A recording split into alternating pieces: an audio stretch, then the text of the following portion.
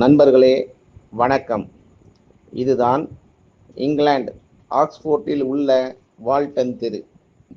இந்த தெருவில் உள்ள கல்லறை தோட்டத்தில்தான் தமிழகத்தில் 42 ஆண்டுகளாக தமிழ் பணியாற்றிய தமிழறிஞர் ஜி.யு. போப் உறங்கிக் கொண்டிருக்கிறார். மயானத்தின் தொடக்கத்திலேயே 9வது கல்லறையாக தமிழறிஞர் ஜி.யு. போப் அவர்களின் கல்லறை காணப்படுகிறது. தமிழறிஞர் ஜி.யு. போப் அவர்கள் கனடாவில் பிறந்து கிறித்தவ இறைப்பணிக்காக தமிழகம் வந்த மத போதகர். தமிழ்நாட்டில் 42 ஆண்டுகளுக்கு மேலாக தமிழ் பணியாற்றிய தமிழறிஞர்.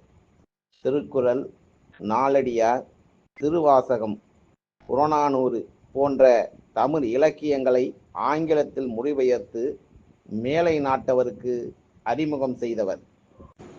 ஜி.யு. போப் தமது 62வது வயதில் தமிழகத்திலிருந்து இங்கிலாந்துக்கு சென்று ஆக்ஸ்போர்ட் பல்கலைக்கழகத்தில் பேராசிரியராக பணியில் சேர்ந்தார்.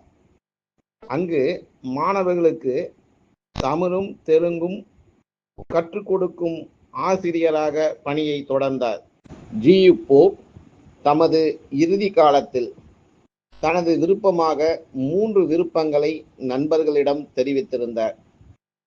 முதல் விருப்பம், இறப்புக்கு பின் தனது கல்லறையில் இங்கே ஒரு தமிழ் மாணவன் உறங்கிக் கொண்டிருக்கிறான் என்ற வாசகம் இடம்பெற வேண்டும். ஜி.யு. போப் அவர்களுடைய இந்த விருப்பம் இன்று வரை நிறைவேற்றப்படவே இல்லை என்பது வருத்தத்துக்குரிய செய்தி. ஜி.யு. போப் அவர்களின் 2வது விருப்பம், கல்லறையில் தம்மை அடக்கம் செய்யும் போது தான் மொழிபெயர்த்த திருவாசகத்தையும் திருக்குறளையும் உடன் வைக்க வேண்டும். இந்த விருப்பத்தை அவருடைய நண்பர்கள் நிறைவேற்றி இருப்பார்கள் என்று நாம் நம்புகிறோம். ஜி.யு. போப் அவர்களின் 3வது விருப்பம், தமது கல்லறைக்கு செலவிடும் தொகையில் சிறு பகுதியாவது தமிழ் மக்களின் நன்கொடையால் அமைய வேண்டும். இந்த 3வது விருப்பத்தை நிறைவேற்றியவர் சென்னை பச்சையப்பன் கல்லூரியின் முதல் தமிழ்துறை தலைவர் பேராசிரியர் செல்வகேசவ முதலியார் அவர்கள். பேராசிரியர் செல்வகேசவ முதலியார் தமிழர்களிடம் நன்கொடை வசூல் செய்து இங்கிலாந்துக்கு அனுப்பி வைத்தார். லண்டன் வால்டன் தெரு என்ற வீதியில் உள்ள கல்லறை தோட்டத்தில் ஒரு மரத்தடியில் சலவை கல்லால் ஆன ஜி.யு. போப் அவர்களின் கல்லறையில் போப் மீது பற்று கொண்ட தென்னிந்தியாவை சேர்ந்த அவருடைய தமிழ் நண்பர்களும் அவருடைய குடும்பத்தினரும் சேர்ந்து அமைத்த கல்லறை இது என்று எழுதப்பட்டுள்ளது.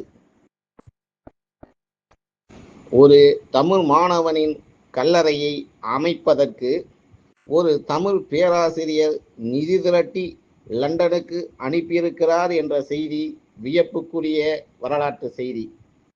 பேராசிரியர் செல்வகேசவராயர் அவர்களுக்கு நன்றி கூற தமிழ் சமூகம் கடமைப்பட்டிருக்கிறது.